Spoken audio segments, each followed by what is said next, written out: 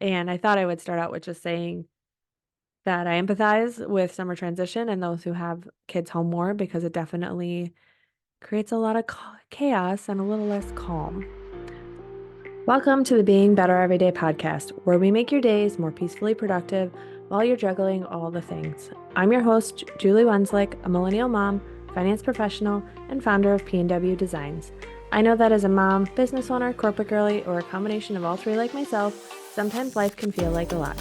With the simplicity and systems in being better every day, we create habits and routines that support your life, create calm in the chaos, and put the you back in your everyday. Grab those headphones, put on your shoes, and join me on a walk while we dig into today's episode. We are doing things a little bit differently today, so welcome to the Being Better Everyday podcast. I had asked those on my Instagram to ask me some questions that I can answer over on the podcast. So I have a list of 6 questions. We will riff on those and have a little fun just kind of answering. And not surprisingly, there is a little bit of a theme as we transition into quote unquote summer mode.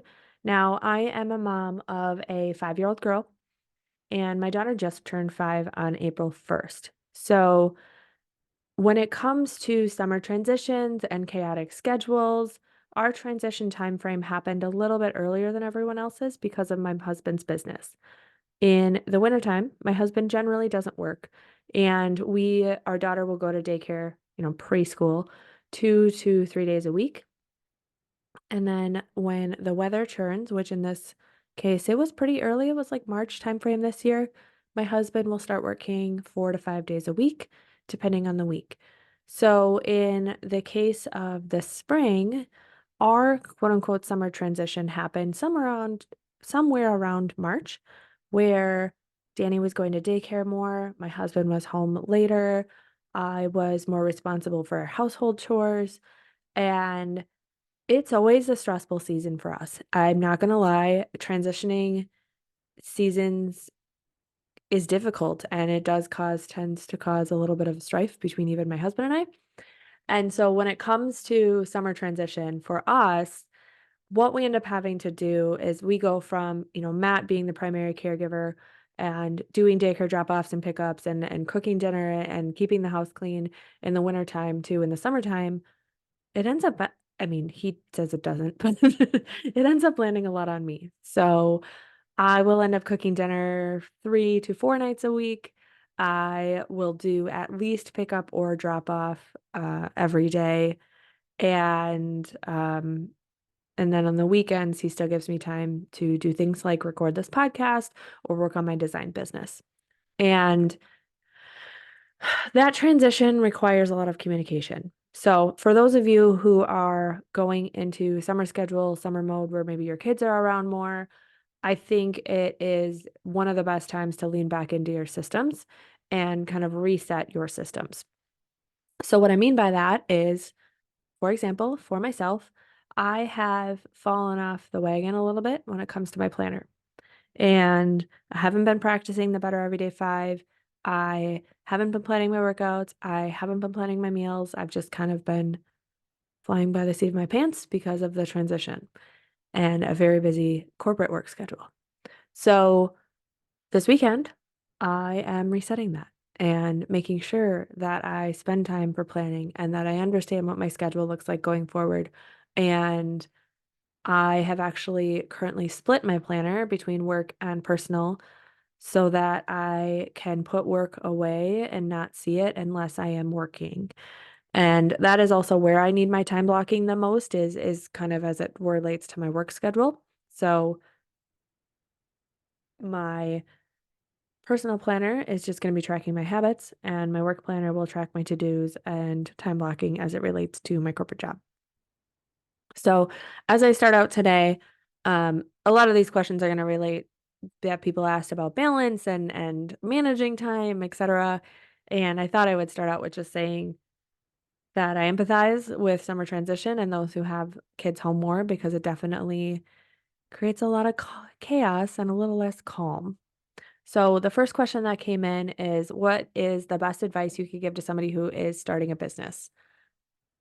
I think the best advice I can give is do it scared and do it messy, which I know is not original. But it is something that I even keep going back to when I am working with others on course creation and design work and reminding them that it doesn't have to be perfect and that you will learn along the way. And let me tell you, you'll learn a lot running a business. I think that's one of my favorite things and running some sort of side hustle over the last whatever 8 to 10 years. I I know how to file an LLC. I know a little bit, could be better about this, about business taxes. I know all of the like project management systems. I know social systems. I know Pinterest. I know web design. I know copy. I know SEO. Like all these things. It's not like I came into business knowing any of them. I learned it along the way, and you will too. And use your resources and use your friends who are also running small businesses. Don't ever be afraid to ask somebody, "Hey, what do you do for this?" And if they don't want to answer because what for whatever reason, that's their prerogative, and then find somebody else. And in my head, I was like, find a better friend, but whatever. Like, find somebody who will answer the question. And, I did start out in network marketing, and I will say that gave me a really great foundation because I didn't have to worry about all of the scary things like filing an LLC or learning, that much about taxes because they give you a 1099.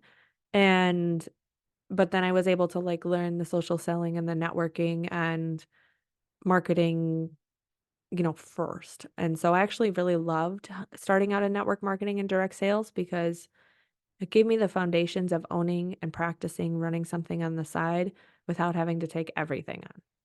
But yeah, my best advice is definitely lean on those who are in your community that are running a business, whatever that is, and using them as, you know, earpieces or those who can give advice and then also just learn, right? For example, I just bought a course on Adobe Illustrator because I am with my logo and branding, I am doing a lot of it in Procreate and then vectorizing it in Adobe Illustrator. And I would like to expand my skill set in Illustrator, right? I'm always buying courses and then scheduling that time in to make sure that I continue to learn and grow. And that's obviously one of my favorite parts about running a business. Second question was, how are you balancing work and your side hustle as you transition into summer? So, as I mentioned, our summer transition was a little bit earlier than others, and it has made it more difficult. I'm not gonna lie, right? In the wintertime, I can easily work an hour and a half every single night and find that time. But with my husband not getting home until, this week, it's kind of a compressed week, and 2 nights, he wasn't even home till 8 p.m. So I was solo parenting and that means there is no time for business. Um, but I think the biggest thing for me is actually not losing sight of summer, and not necessarily, like, pushing and going on my business. There are things I want to accomplish this summer, like relaunching my branding and design website for VA work and, I would say VA design work and, kind of OBM work, business management work, and that is on my priority list for the summer, but what's not on my priority list is this podcast, for example. If you are on my social, I am taking a break for the summer, and that might mean 2 months. I don't know if it'll mean all 3 months, but I am putting this time of content creation aside so that I can make sure that I enjoy paddleboarding and kayaking and going for walks and gardening, which really means putting, like, mulch down and doing house projects. I don't have a green thumb. And spending time with my daughter, bike riding. She just learned how to bike and doing those kind of things. And so for me, it's about making sure I don't say yes to too much, which is very difficult. And then taking things off my plate that I can so that I can enjoy summer. And for those of you who are maybe juggling kids as well, and I look at this as even like moms who maybe work from home in corporate America and then have their kid home more often, right? Because they're not in summer camp or whatever the whole time. I think it's giving yourself grace too. I hear this all the time from my best friend of like, well, if they get more screen time, they get more screen time, right? I'm going to push them outside. I'm going to give them chores. But at the same time, like, you also have a job to do. And, you know, I was on the screen all the time as a 12-year-old. I played video games and would sit inside all day long. And I remember my mom coming home and being like, "Did you even go outside?" Well, some time of that is just being a kid and enjoying technology. So, yeah, I know it's hard to listen to the give yourself grace, but I think that's my answer to that one in a lot of ways. I'm gonna skip one question and go to the next one just because it kind of relates and then I'll come back. But it says best way to deal with overwhelm and having lots to do. So I will link it in the show notes, but I would say continuing to use the systems of brain dumping. So brain dumping again is making sure you have everything listed out on your list and out of your head. And I actually just recently did this last weekend as I was preparing for June design work because I was feeling overwhelmed. And I have a number of clients that I'm working on launches right now, that I'm doing their course presentations, their marketing materials, etc. And a lot of deadlines and a lot of things that, when you work on other people's timelines, they have deadlines. And so I spent 2 hours just writing it all down with deadlines and then reorganizing it in my Asana template. And so I think when you're overwhelmed, make sure that you have that master list of everything that's going on and then prioritize it, right? Is there anything you can remove? Are there things that you can shift the deadline? And then on top of that, leaning back into your taking care of you habits, right? Making sure that you're not deprioritizing time to yourself, whether that's reading or a bubble bath or going for a silent walk. But I too often, which is what I've been struggling with, is deprioritizing myself and prioritizing the work. And, I think when you're overwhelmed, it also means that you're not listening to that little voice inside of you that needs more time to yourself. And so I know it's easier said than done. I feel like always when I talk about this stuff, I'm like, there's always like, it's easier said than done for certain people in certain stages of life. But again, just make sure you have your brain dump list, make sure you prioritize your daily big three, and then also make sure you're scheduling in your one thing for you and and consciously spending that time with yourself and not being productive. So fourth question is, what is one thing you would tell your younger self? I think I would tell my younger self that you will get everything you ever wanted and life is full of roller coasters. I don't know. Where I am today is not where I thought I would be as a child, right? I had met all of my goals by 30, and then really that's when the growth of the inner work has been starting. And I think in a lot of ways, I wish that I would have gotten help in high school for my mental health. I don't know if it would have helped or not, because, right, you don't know. But I think that is the biggest thing that I would have told my younger self is like to start working on my mental health back then. Yeah, I don't know. It's like, well, that's kind of serious, but that's where I'm at right now. I've had a lot of anxiety issues. I've been kind of in a negative spiral the last couple of weeks, and it does stem a lot from when I was younger. So I just, there's always work to do on yourself and making sure that you are fully present for your current life and grateful for your current life. And I have such amazing humans in my life right now that I'm so thankful for. And a lot of them I've met through this business. And they teach me every day to be better, no pun intended, as well as challenge kind of the status quo of my mental health and stories I tell myself. So it's kind of a weird answer, but that would be my answer for what I would tell my younger self.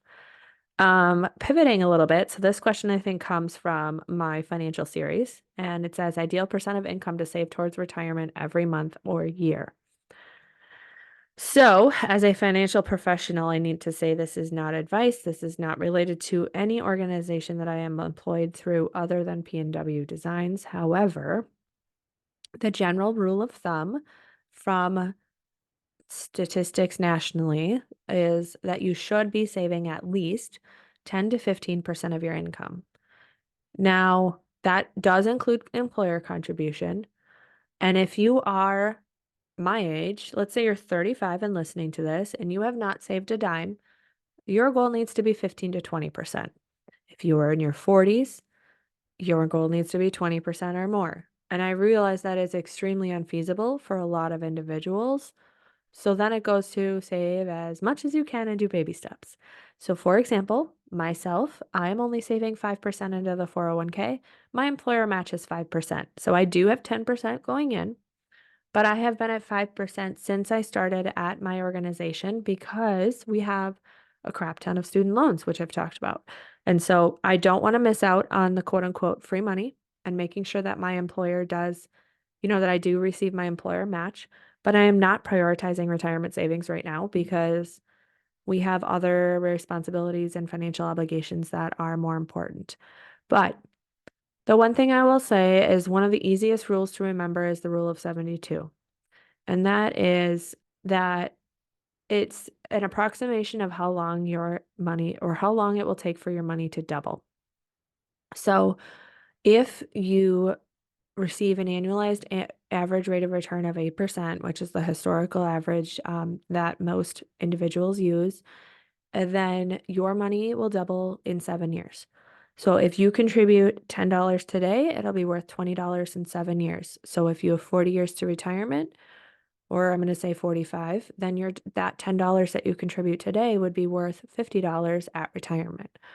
So I think that is something to keep in mind is that the sooner you contribute, the better, because you will have more time for that money to double, right? So, and actually, if I do the math on that right, it's not 50, so it would be doubling 5 times, but you're taking the doubled amount, right? So you contribute $10 in 7 years, it's worth 20.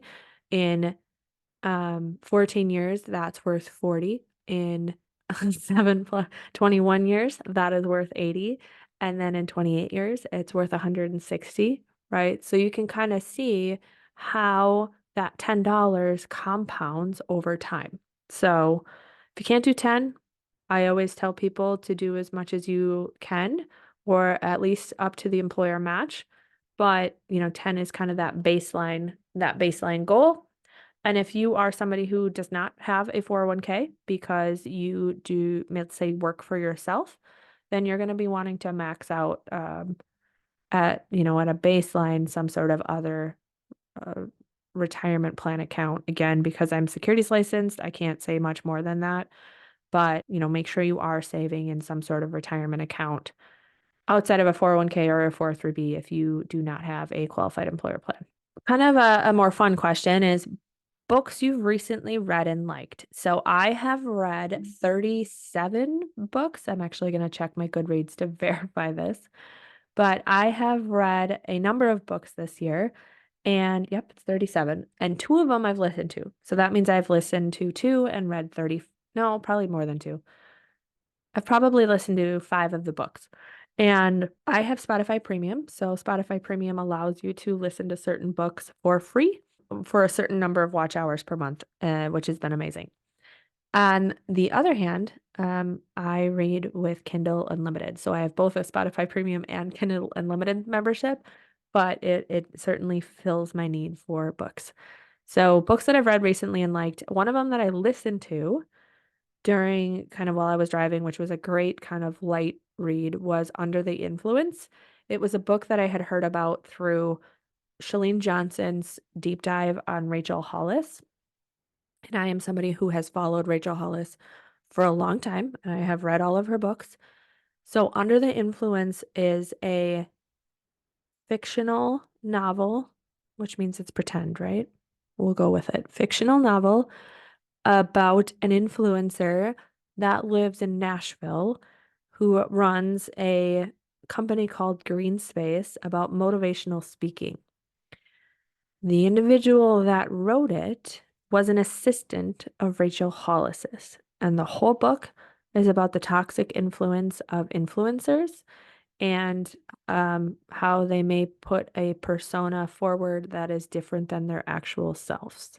So it's a good book. I would recommend it for those who maybe follow Rachel Hollis or follow influencers in general and kind of see the other side of it. I know it's technically fictional, but again, it was written by somebody who was actually in that world.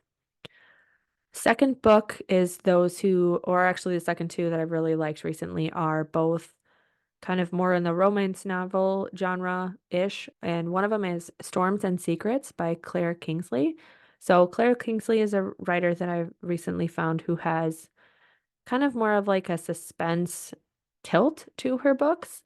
So I have really liked her books because of the storyline kind of behind the romance. And then the other one, the other author that I found recently is Megan Quinn. And both The Reason I Married Him and The Way I Hate Him, loved both of those books. I think they've been out for a while and other people have probably read them a long time ago. But I did really like both of those books and enjoyed them.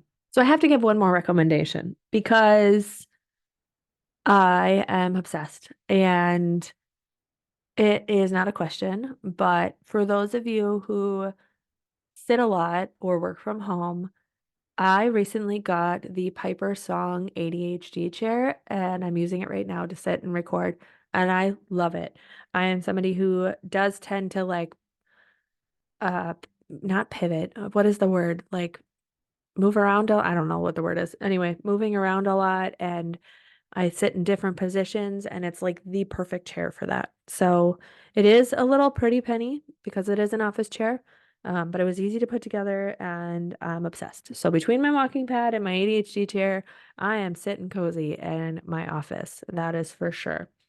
So, a little bit of a life update for those of you who, again, didn't catch it earlier in this episode, but we will be taking a pause. So, if you haven't listened to all of my back episodes of the Being Better Everyday podcast, I encourage you to do so. If you have topics that you would like me to cover that are outside of what I've covered or that you want me to dive deeper in, please let me know because I will put them on the list for when I come back. So, I will be back.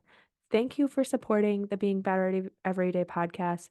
This was my largest month yet from a listens perspective. Again, share it with your friends, and we will talk to you in a couple of months. Thank you for listening to today's episode of the Being Better Everyday podcast. To see any visuals, head over to my YouTube channel. Links, socials, and resources mentioned can always be found in today's show notes. I truly appreciate you leaving a rating and review to help me reach more women looking to build systems to be peacefully productive.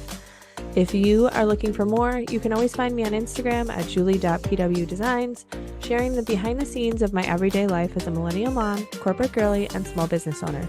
Until next time, keep on taking one step at a time towards your version of being better every day.